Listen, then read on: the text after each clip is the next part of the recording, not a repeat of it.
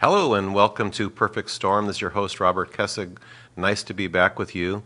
Last week we had that great interview with the former Fed economist Harvey Rosenblum, and we're going to probably try to break that up into some little snippets so people who missed it or weren't able to find it, we can use some of that material again. I think there were some really good things in there. This week we're going to have on one of our other hosts, Alice LInahan, who I think mainly focuses on education, public education, and we're going to discuss with her a couple of things that I've found. I don't even know if she's probably already heard about it, but something more to discuss. And also, I'm going to give you a brief little thing, just because of my background in B-52s. Back in the day when I was in the Air Force, I was a electronic warfare officer, which was kind of the defensive person on a B-52. It's a crew of 6, 2 pilots, 2 navigators, and then 2 defensive people. My cohort was the gunner and operated the gun at the rear of the plane, really to keep us from being attacked by a fighter, to shoot us down from the rear. So anyway, as an EW, electronic warfare officer, you learn about surface-to-air missiles. That was a big part of our training, and I went through about 4 months of training in the Air Force, which was 5 days a week for 4 months. Quite intensive training. I really have to say one thing about the military, even though it wasn't for me to make it a career, it wasn't something I would enjoy to make a career, I can say nothing but the best kind of training that you get in the military. And I'm sure those that are watching that have prior military experience probably had the same thing as far as safety goes and as far as elemental learning things step by step. That's how the military does, I think, to do a great job. So let me just tell you a little bit about surface-to-air missiles and what I learned. We learned about all sorts of different kind of radar systems, anti-aircraft artillery, which was also trained on you by radar, guidance system, tracking system, and surface-to-air missiles was the most sophisticated attack that we could undergo in a B-52. Well, back in the day when I was in the Air Force, all of the surface-to-air missiles were numbered according to a NATO numbering system. So they had SA-2, SA-3, standing SA meaning surface-to-air missile, SA-2, SA-3, SA-4, SA-5, 6, and 7. I think the SA-8 was just coming into being when I left the Air Force in 1981. So fast forward, you heard this one was named an SA-11. So this is one that I wasn't familiar with, so I did a little research before I came to see what it was all about. And actually I would say the most sophisticated system that I learned about at the time was called the SA-6. Had a very, very sophisticated radar, could track an airplane very, very easily, and once that radar would track you and you would ask it to lock on, it would stay locked on the object for as long as you wanted it to be locked on. And just an incredible system, the SA-6. Lo and behold, I learned very quickly from researching this that the SA-11 radar is built off of what they had in the SA-6. So they made improvements, made changes.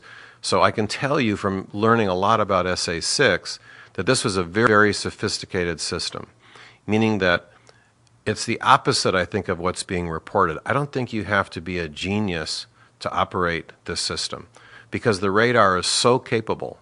So you put it in, you pan it into the general area, it starts tracking the aircraft that you put it into view of, and once it starts tracking it, it stays on it until you tell it to fire the missile. So there's really not that much more than firing the missile. Now, once the missile's fired, we're talking about a supersonic missile. We're talking about an incredibly fast missile going through the air. It took it very, very little time to get up there to 32,000 feet. I think they were reporting 32,000 to 33,000 feet. And a very, very slow-moving object. A 450-mile, 7-mile-a-minute airliner is not a fighter. It's not a supersonic fighter. And it's very large. So it's a very easy target. So this radar was not going to miss, is what I'm saying. It wasn't going to miss. So the other thing is they put into it, just so it doesn't just clip anything or just go by it, it has a approximation sensor to where it gets close to the object, it actually explodes, so it doesn't have to necessarily impact to cause the explosion to detonate. So I guess you call it kind of an approximator detonator. So very, very sophisticated system, and I think much easier to use than what's really been reported. So I just wanted to give you a little bit. I spent, like I say, my 6 years in the Air Force, and that was really my job on the airplane to learn about these systems, and particularly Russian systems. All those that I was talking about were all Russian built. Some of the Russian systems are owned and operated by the Chinese. Their communist friends bought some of those systems, just like we sell military equipment to other people. So I just thought I'd throw that in at the beginning. And so Jimmy Carter was your commander-in-chief? He was. Oh, boy. And also I was based in my B-52 crew, and I was based in Warner Robins, Georgia. Mm-hmm. So we were at the home of Jimmy Carter. In fact, because Ronald Reagan was running against him, and I was very enthusiastic at the time about Reagan as a potential candidate when he was running in the primary, after he narrowly lost in '76 to Gerald Ford. There was a rally that somebody organized. They even had a movie star. If you ever watched the Wild Wild West show, Bob Conrad was kind of the special guest to attract a crowd. And I got a bunch of people from the base to go down to Jimmy Carter's old high school in Valdosta. Are you hearing this, Alice? I can barely hear it. Well, I'll talk louder then. That's better. So anyway, we went to a rally at the high school that Jimmy Carter graduated high school, and he was valedictorian. Give him credit for that. He was at the top of his class, and we had a big rally down there, big Reagan rally in Georgia. I'm just telling him about my history in the Air Force in Georgia, Alice. So I guess Very good. So I guess we've got Alice on now. We can start talking. We ready to talk? Yeah, Alice, it's great to have you on. I already mentioned we were going to be speaking in a few minutes, and you and I didn't get a chance to talk beforehand. So forgive me if I bring up some things that you've already talked about on your show recently. But I know that you concentrate on education issues, and with something like Common Core running wild and loose, you got plenty to talk about. I was going to mention, were you aware that Glenn Beck had his big At the Theater event last night? I think it was in 600 theaters across the country. Did you hear about it? Oh, yes, I did. And I know several of the people who were guests of his, mainly Jenny White out of Oklahoma, who we had down at our Can I See conference last month, and she's phenomenal. So I know the Oklahoma folks are doing some really great things. Yeah, on his television show last night, which I get over streaming video on Roku, I try to watch it or skim through it every day to see what he has on. Of course, naturally, on his TV show, he was promoting the upcoming event that evening, and he did have on the fellow from that kind of educational organization, and then he also had on this lady that was an activist from Florida, and she was advocating that in Florida it's so bad because of Jeb Bush pushing that down there and still having a lot of power in the state.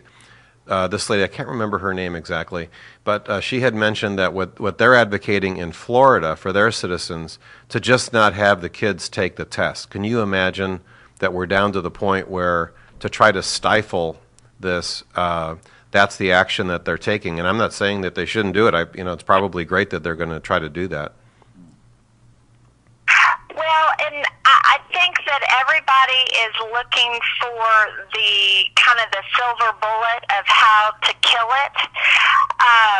But one of the things that Jane Robbins with the American Principles Project pointed out at our conference is that, you know, you think, oh, this is the federal government, this is a federal takeover, and it is, but it's this public-private partnership and all of these different entities that hold a piece of pie, and you don't know who they are, so you don't know who to complain to. The web that is involved with this is so hard to pinpoint that I don't believe that you're going to find a silver bullet to kill it, because it just remorphs or they rebrand it, as Mike Huckabee recommended them to do. And so you have to understand kind of the big picture, and that was for us the whole idea of Can I See, is if you have moms and dads and taxpayers who are paying for this, actually go in and say, can I see what you're teaching my child? Right. We have that right. You know, we do have parental rights. Can I see simply what you're teaching my child? Yeah. And what you find out is that the teachers are being controlled by these frameworks, curriculum products that some of the partnerships, these corporations that own, and so once you see how the teachers are being controlled and you see what is being taught, then you have the opportunity to say no.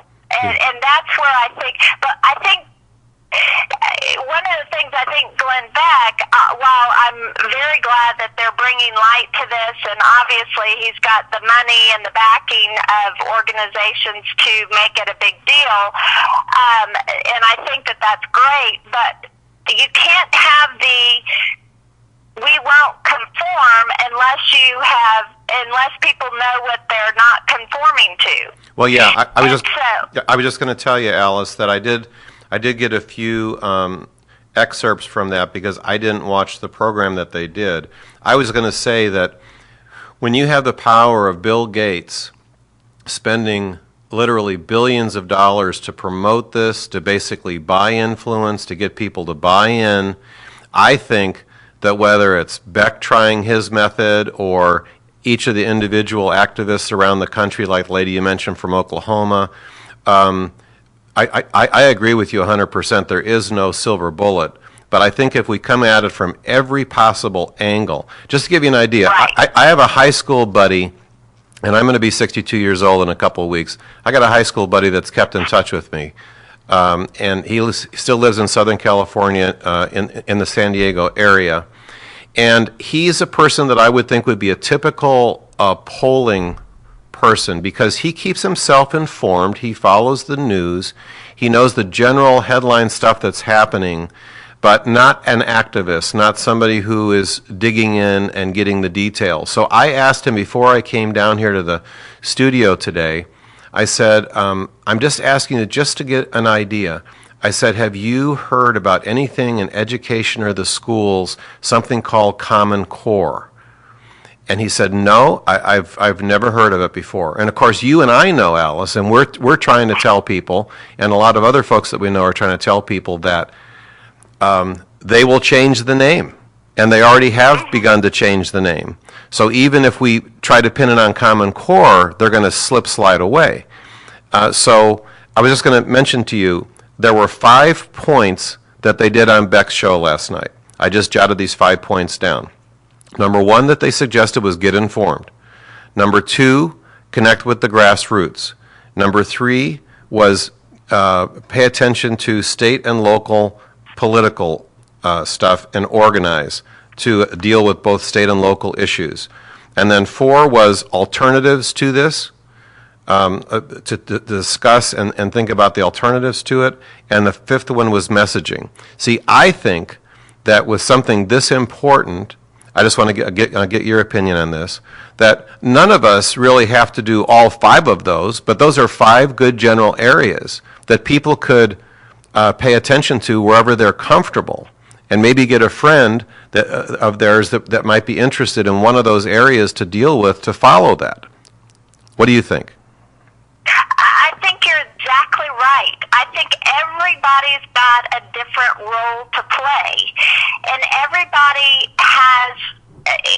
I'll give you a perfect example. I've been pushing out this information on Facebook for over a year now. I have a friend who I went to high school with, who follows he reads the headlines through my Facebook page. Mm-hmm. He said, I always watch your Facebook page and I think, oh, thank God Alice is doing that. I really appreciate Alice for taking the time to do that. Well, when he saw the AP history framework and he realized that it was affecting his daughter, yes, he said, enough is enough. And he sent me a message. He said, I've got to talk to you. And he said, okay, I'm a part of a dad's group. I'm not a woman on the wall, but I'm a dad. I have access into these groups. Tell me what to do. Yeah. That's everybody's got a different role to play, and it's interesting how that's how this has been battled organically over the last year. You have people like Jenny White in Oklahoma and Tamara Scott in Ohio and or Iowa, and you have all these different people fighting the battle in their state. Those networks have been built, but then it's drilling it down into giving everyday moms and dads a role to play locally. And they're the ones that can influence their local school board, their local superintendent. Those people aren't going to be influenced by Glenn Beck. They're going to be influenced by people in that local community. I want to tell you one other funny story. God's got a sense of humor, and last week when we went down to testify at the State Board of Education hearing or meeting on this new AP US history framework, it's a small world because it just so happens that the Southwest Region Director of the College Board, who owns the copyright for this new AP history framework, is my superintendent from high school. Aha. And he was at the meeting. And I happen to know a lot of people that this superintendent gave jobs to because they're teachers now today. Right. They are not happy with this. And so these people that have been following my Facebook forever and aren't, necessarily activists like us, now they have a role to play because the guy who's the Southwest Region Director of the United States is someone we know personally. We have the power to call him on the phone and say, what are you doing? We have the power to have people who are friends with him on Facebook. One of my friends posted and tagged him in the video that I posted and said, hey man, what are you doing? That's how we fight this, is when local people know people of influence and can question them and hold them accountable. Yeah, one of the things that I was thinking as far as just a public argument, if somebody asked me to go speak to some group, the first thing that I would say, that to make an easy argument to defeat this, is that the Department of Education started, 1975, 76, and we've seen nothing but a decline in performance. We've seen nothing but one program after the other that's come out one incentivized program after the other. Recently was the No Child Left Behind. Now it's Race to the Top. They always have some cute little name. And all of this time, the education the kids have gotten has been weaker. The performance, the dropout rate, everything has been weaker. And before it was, for them it's always money, more money. We had the Robin Hood thing in Texas, all this kind of stuff. So basically, my argument is, do we even want to entertain anything that is a nationalized system to teach our kids when innovation comes from individuals, and that's when things change and we innovate and get better ideas, to nationalize and take this broad brush approach of any program? To me, it doesn't matter whether it's Common Core. I don't want a national government organizing how we should run our schools, in whether I live in Irving or you live in whatever, Louisville, or somebody else that's listening lives in Arlington. It's senseless to me. And the track record that they have in this giant bureaucracy where they spend, $65 to $100 billion a year from the federal government rains down to buy influence in these school districts. To me, it's just, the whole thing is so disgusting that they would have the audacity to come out with some other grand plan that's somehow going to be better for us. Well, I totally agree with you. And one thing that was very interesting when the woman from the college board was testifying last week, Kent State Board of Education, Ken Mercer, asked her, can we just put this off for a year like they did for the SAT, and just wait till it's been reviewed, or, so we know what is in it? And she said, no, you can't, because the teachers are already being trained, the instructional materials have already been purchased, everything's already in place. Yeah, I wanted to say this too, and you just set this up and reminded me. But I told you, I think, before, when you and I spoke a little bit about education, kind of on the fly, we were at we saw each other at that conference. And I think I told you that Ross got involved, my son Ross, who works for Empower Texans, he got involved in a remaking of the Irving School District, because we almost completely turned over the entire school board there over, I think, 3 different elections over a 6-year period. And so it's dramatically changed.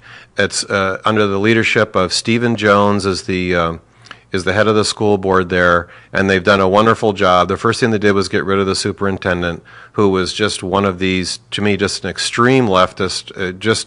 He would just love this kind of program. They were all entrenched in C-scope at the time when Stephen took over the school board, or I shouldn't say took over. He won his election to the school board and was made the president of it.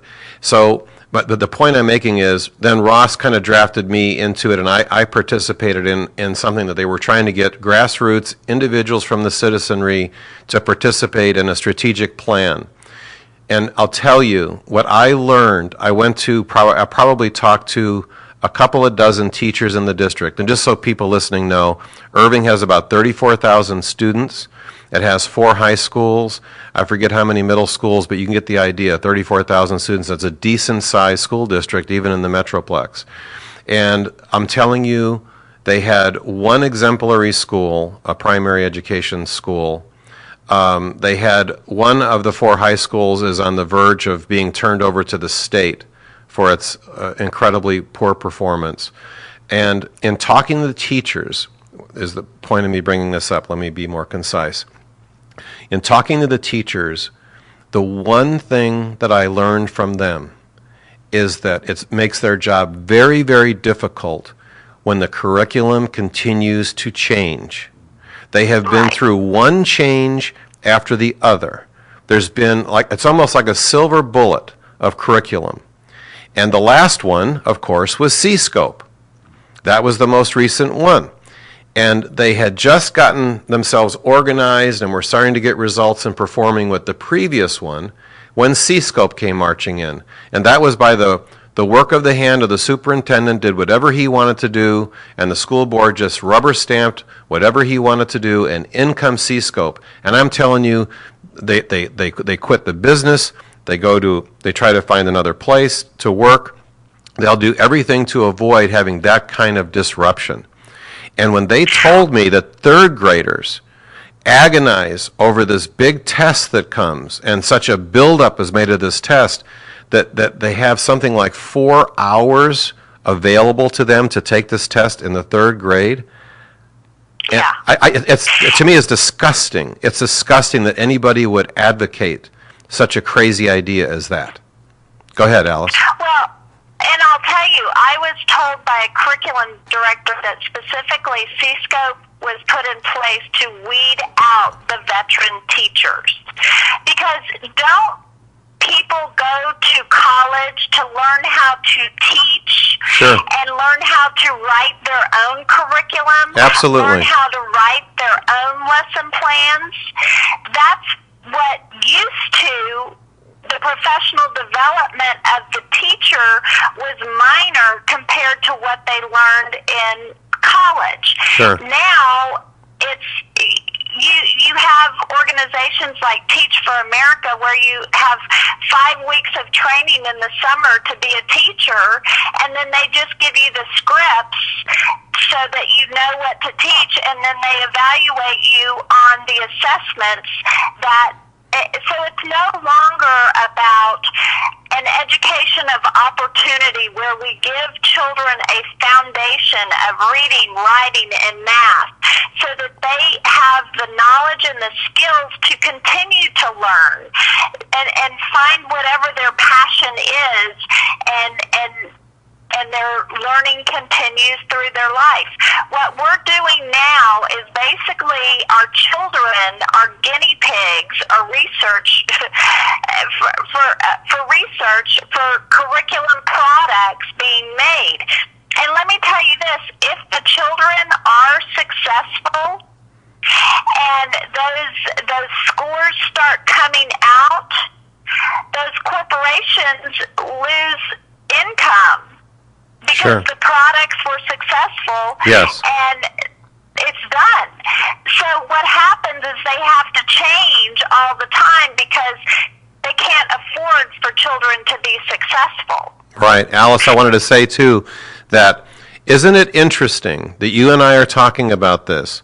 And I just want to inform the listeners to this point here on Perfect Storm. I want to say that, Texas was one of 4 states who did not sign on to be part of Common Core. So we were in the real huge minority. That means 46 states did sign on. So here is Texas, folks, who didn't sign on to Common Core. But what happened? Oh, they had a little substitute called C-scope.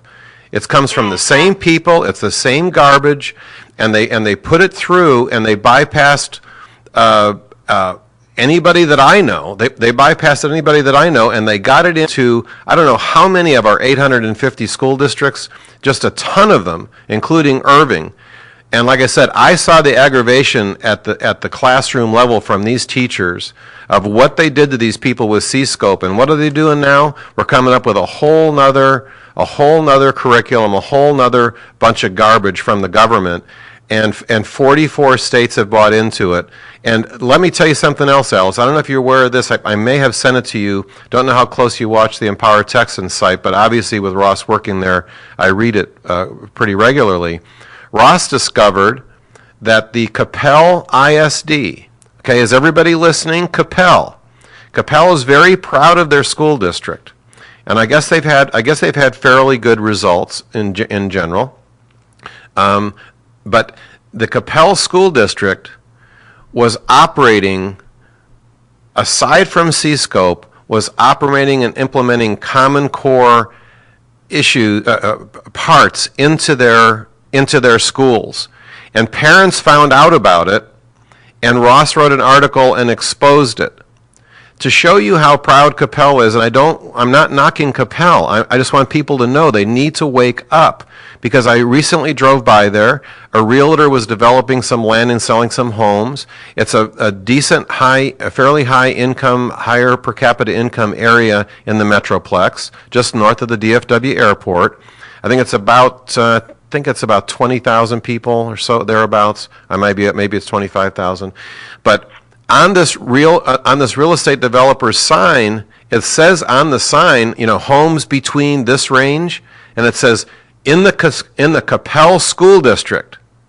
So see, nobody knows that this was coming in there, and it was coming through all these organizations, all these non-government NGOs, just like Agenda 21. The first time I ever heard NGO was Agenda 21. Here it is again, where the teachers are going off to these conferences, the principals are going off to conferences. The school board was totally bought into this, Alice, totally bought in.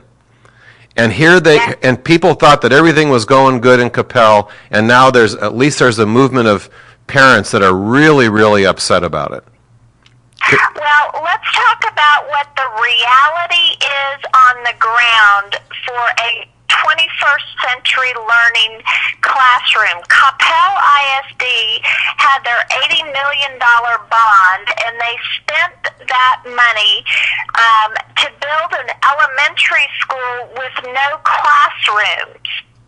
Wonderful. It's an open environment where the teacher facilitates, the teacher is no longer, the authority figure in a classroom giving knowledge and then testing whether those children learn that knowledge.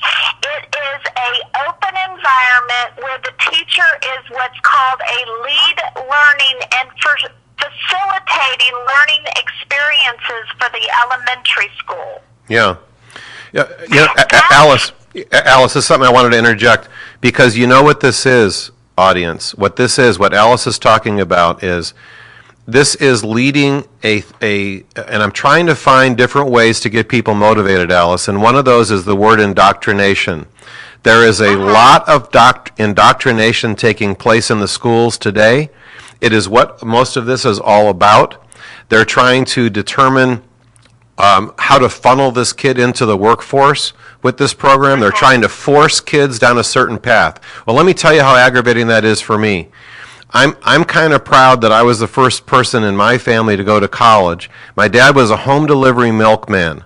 So if you would have gone according to their indoctrination program, what these people funded by Bill and Melinda Gates, hear that, Bill and Melinda Gates are behind this with all of their money, and creating an indoctrination system to where somebody like me, when I was a little boy growing up in Chicago, Illinois, I would have been the son of a milkman. I would have been a Catholic. I would have been this tall. I would have been all of these measurements that they're trying to take on these kids.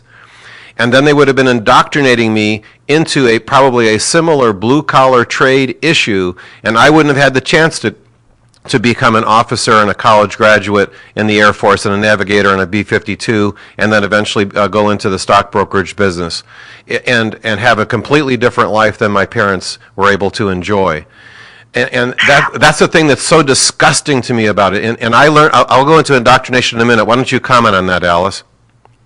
Well, you're exactly right, and I want to give people a call to action, something that you can keep your eyes and ears open and possibly get involved. I found out that there was a notice put out, the public notice, for a hearing on August 26th. It's a Tuesday at 10 a.m. The Texas Education, the Senate Committee is having a hearing. The chair is Senator Dan Patrick, and they are going to be discussing HB 5 and the implementation of the HB 5 legislation. People don't understand, but HB 5 is the Common Core Workforce Development Model of Education. It sounds good because we've got different pathways to graduation. The problem with this is that those pathways are decided at the end of 8th grade. I don't know who knows what they want to be when they grow up at the end of 8th grade, but I sure as heck don't want my child pigeonholed and told that we're only going to give you enough education for you to get this far in life. Absolutely not. That's what HB 5 does. And we have got to fight back against this. I've been talking to teachers all across the state who are just so frustrated with this whole HB 5 and the implementation, and it is being put in place to collapse our public schools because financially they can't implement all of these courses. Yeah, you know what? I'm familiar with that. You know what I found out? I found out a lot of things when I did that work for that strategic plan for Irving, was that Irving has this academy right there close to where I lived, across from the Four Seasons on MacArthur Boulevard, just so people know.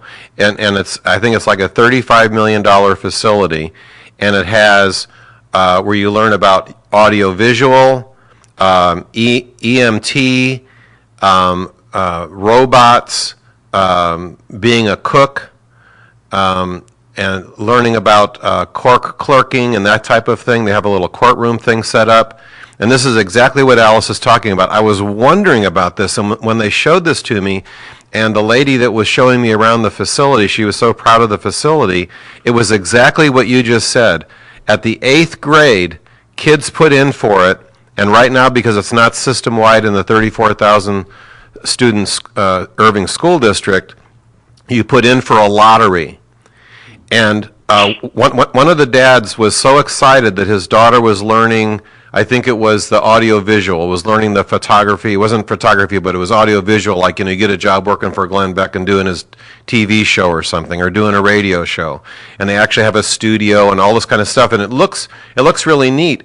But the first thing I said to him, Alice, and he was all excited that his daughter got selected off, the whatever they do, they go and do the lottery with ping pong balls or whatever, and she got selected, and he's all excited about it. I said, I didn't know what I wanted to do when I graduated from college, let alone when I was 18 years old when I started college. How would I know what I want to do in the 8th grade when I'm, 8th grade would be approximately 13, 14 years old?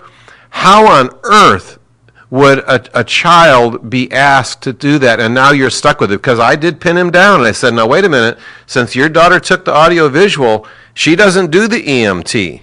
She doesn't do the courtroom stuff. She doesn't do the cooking. You're in that for the whole time in high school, that you're stuck with it.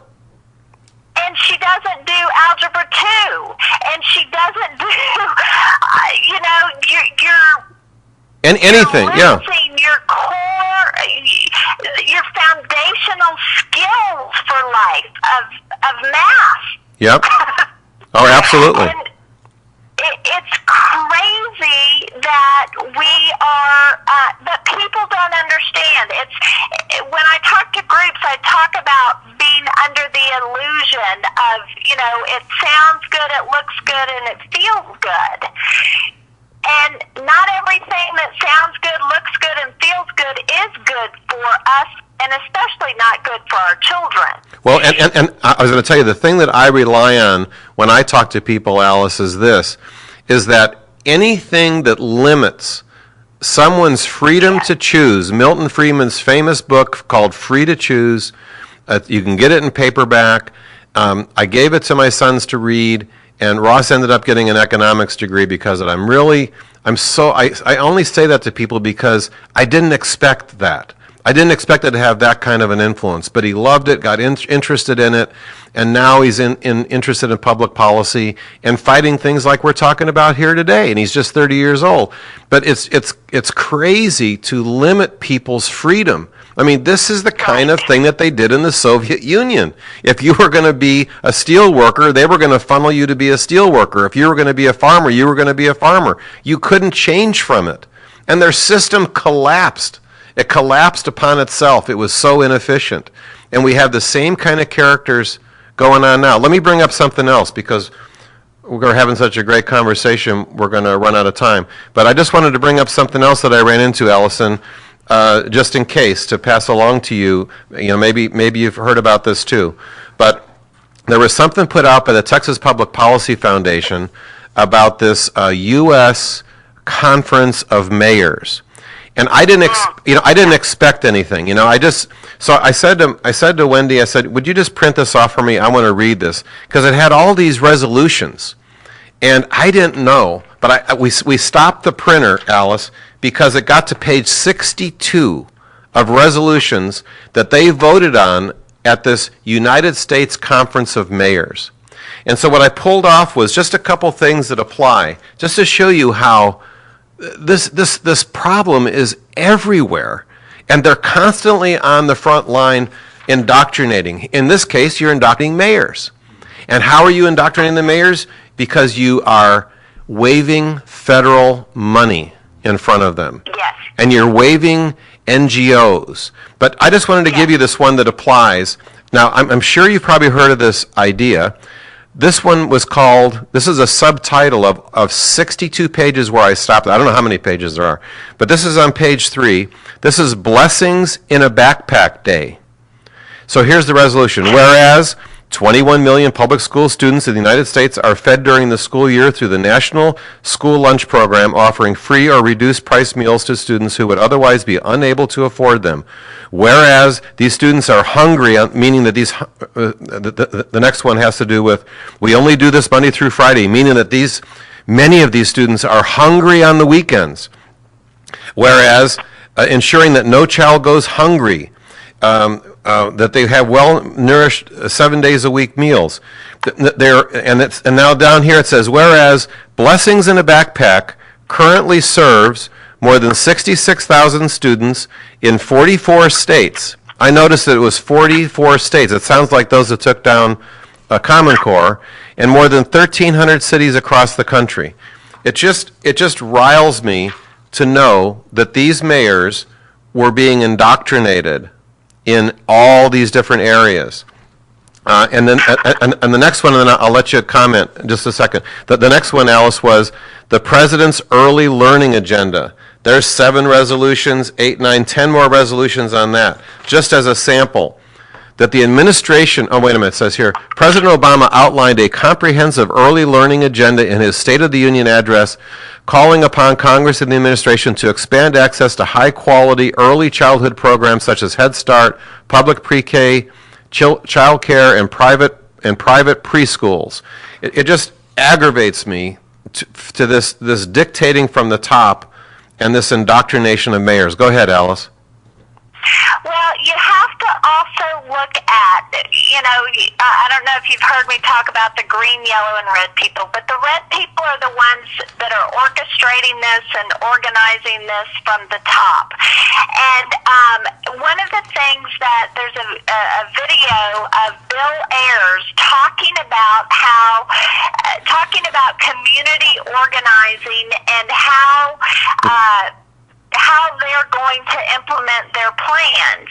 And he said, don't try to reach the seats of power that you don't have access to. Reach the seats of power that you have direct access to. City council, mayors, and school boards.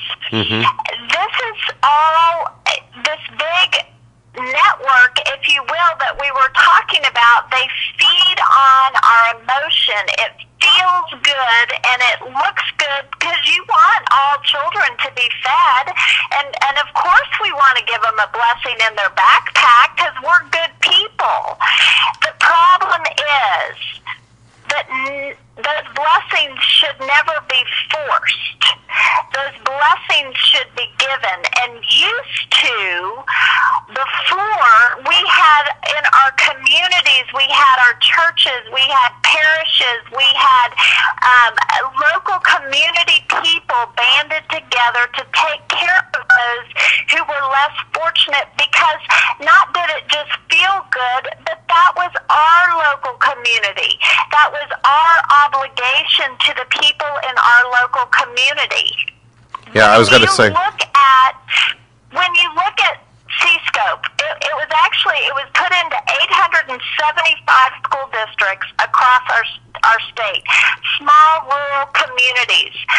Those local communities, the public school the heart and soul of the community, because you have a local elected school board, people that can control, what's coming in the school and what the lunches are, who are the kiddos that need extra help because their families got struggles.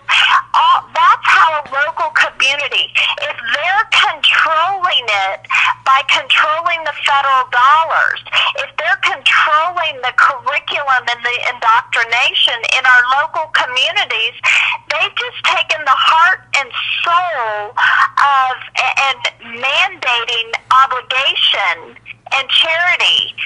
And what we know is the reality is that the government cannot loving someone and taking care of someone is hard, and it takes hands-on work from real people in a local community. It doesn't come from federal dollars or even state dollars implementing and mandating and controlling who gets taken care of and who doesn't get taken care of. Because as Sarah Palin says, the death panels, they do become death panels because the government controls who gets the charity and who doesn't get the charity. Do we really want that in our local communities? Well, and I was going to say, we keep the money ourselves and we take care of our people in our local community. Right, and the thing that I always think about as far as to argue the point is that it's simple as this. All of these functions have been taken care of by the local community, as Alice was pointing out, on their own, to their satisfaction, or people wouldn't be doing it. And for the audacity of anybody in the government to come to us today, in July of 2014, and put out something to the mayors at this mayor's conference, something about the VA. They had resolutions in here about the Veterans Administration to be sure that our veterans are taken care of. I thought, you have the nerve to put that in there with the exposure of this tremendous bureaucracy that you've created. Actually the VA, became part of the cabinet under Ronald Reagan, of all people. It was the Veterans Administration before that. And you can't tell me that it's better today because it's a cabinet-level position and you've only increased the number of high-paid people at the top. But to show that, how on earth could anybody imagine that you would ever want another government program for anything with the performance and the bureaucracy and the largesse that we've seen, the billions and billions of dollars that are wasted, just wasted constantly. And we don't need the government of any level to tell us how to feed kids. If kids come from a family, it's their family's responsibility to feed their own children, for Pete's sake. It's just absolutely ridiculous to act like. And the other thing is, Alice, that aggravates me, that people have heard this for so long, that there's a government program for this, or there's a government program for that. And people vote for this thinking that once they have that government program, that issue is taken care of.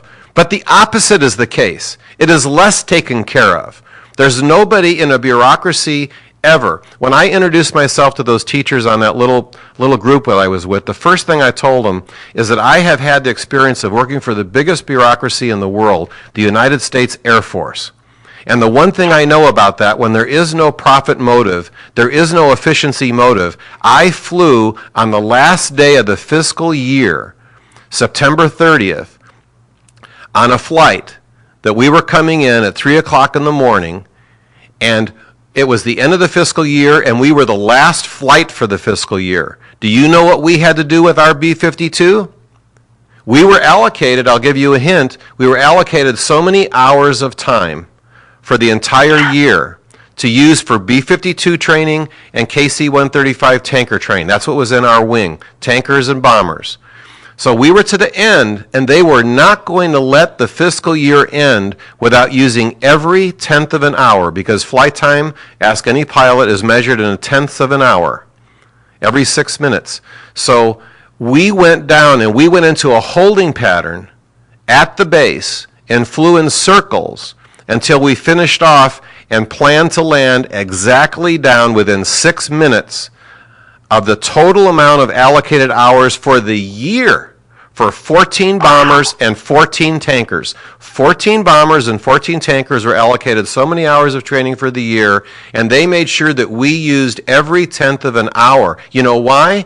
Because the wing commander and the squadron commander of the bombers and the squadron commander, these are lieutenant colonels and colonels, 05s and 06s on a scale of 1 to 10, they would lose a promotion.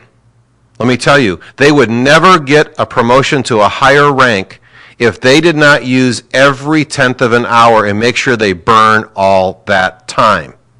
That's how bureaucracies work. Bureaucracies only exist for themselves to gain more and more power. And my message, Alice, is that regardless of what any of this stuff is called, whether it's education, whether it's health care, doesn't matter what it is, the VA, anything else, they only exist to get more power. This has nothing to do with these items, with these resolutions, folks. It has nothing to do with these resolutions. It's gaining more power for the bureaucracy. They make more problems with everything that they do, more problems than we ever dreamed of. Go ahead, Alice. You're exactly right. You're exactly right. There's a great video by the Acton Institute called How Not to Help the Poor. Yes.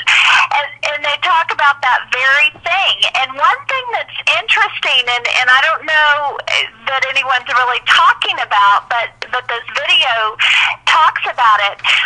When you have all these government programs and you look at the family unit, because everybody's, built on emotion and helping all the children, but what you're doing is you're neutering men, because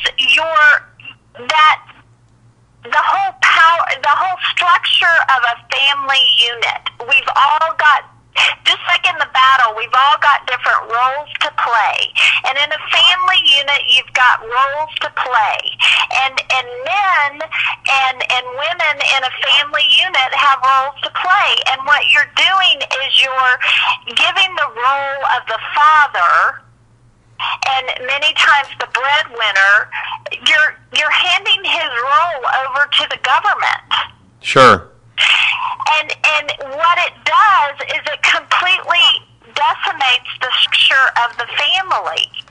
And it doesn't give men that wonderful sense of accomplishment and taking care of his family. And it doesn't give the wife and the mother the opportunity to nurture and be with the children. And I know you can get into all, I work my tail off, and my husband steps in the role and nurtures the children. So there's all different dynamics. But when you look at the structure of the family, and in this video they talk about how once these government programs all started, especially back in the 60s, that what you saw was this gender role, and you can look at the feminist movement as one of the key players in telling men that we really don't need you anymore. Well, we're seeing right now, the ramifications of what happens when you do that. And it harms men, and it harms women, and it harms children. And if we can get back and fight for that, fight for our parental rights, to our right to take care of our own children, our right to work and to provide for our own children, and our right in our local communities to take care and have the power to let things happen. One of the interesting things with Common Core, you look at David Coleman, he's known as kind of the mastermind behind the Common Core, but you actually can look at who taught him. His mother. His mother is a college, president of a college. And there's videos. She's actually, I believe, one of the key masterminds behind all of this. And what they are doing is they revolution. A revolution is a complete change in the structure of the government. Yes. And what they are doing is they are turning us into a democracy. And when you look at this AP U.S. history framework, it completely wipes out our founding fathers. Right. And I believe one of the reasons why they want to wipe out our founding fathers is because our founding fathers warned against a democracy. Because if you have a democracy, you have mob rule. Yes. And people lose their freedom. The reason why we have a constitutional republic is so that in our local communities, we have locally elected officials who we can control by taking them in and out of office. Yep. If you don't have that ability, what you have is a democracy, and you have, we're seeing it today, illegal minors getting access into our schools, and our local school boards can't stop these children from coming in. Well, I'll tell you, Alice, the first thing I did was email the mayor in Irving, Beth Van Dyne.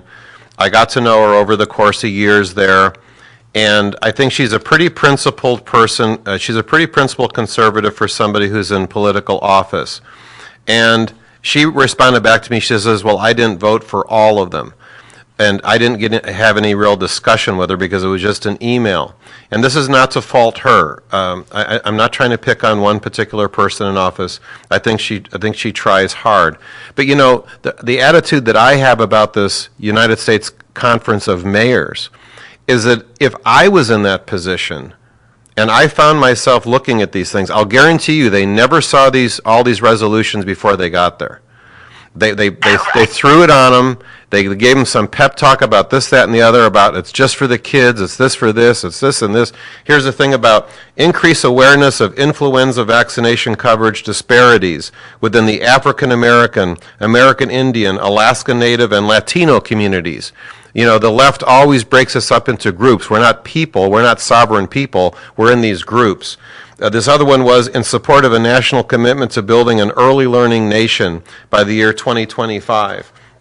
The last one is the one that another area that they're hitting us at that is really disturbing to me is after the crisis, and I had on a former economist from the Fed last week, Alice, and asked him questions about the Affordable Housing Act and how it created this huge amount of debt and this huge crisis that the debt still overhangs this country at a spectacular level that is still unresolved. But here's one.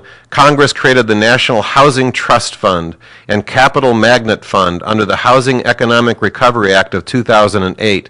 Just think, after they wrecked the economy with the Affordable Housing Act, they gave us the Affordable Care Act and had the nerve to call it the same thing, affordable, which is anything but affordable. And then they came out in 2008 when the whole economic crisis, and since I'm in the stock market, I'm really at the front line of that.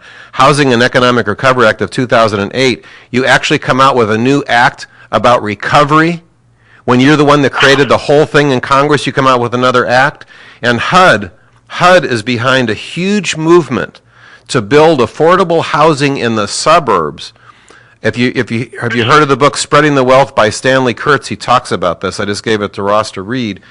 It says here's part of the resolution. Due to the lack of contributions from Fannie Mae and Freddie Mac, we received an $80 million appropriation in fiscal 2010. Yeah, you know why there's no contribution for housing from Fannie Mae and Freddie Mac is because it was both of those were determined insolvent because of the Affordable Housing Act. It's one government program after the other. It's like knocking down bowling pins, and they keep setting up new government programs to further and further wreck our entire system that you were talking about. You're exactly right. You're exactly right. And we're almost to the point, I think, of no return. But I will tell you, I do have hope, because I do believe that there are people who are waking up, and more important, people who are getting educated on this whole system, all of these issues. People like myself who never ever really studied and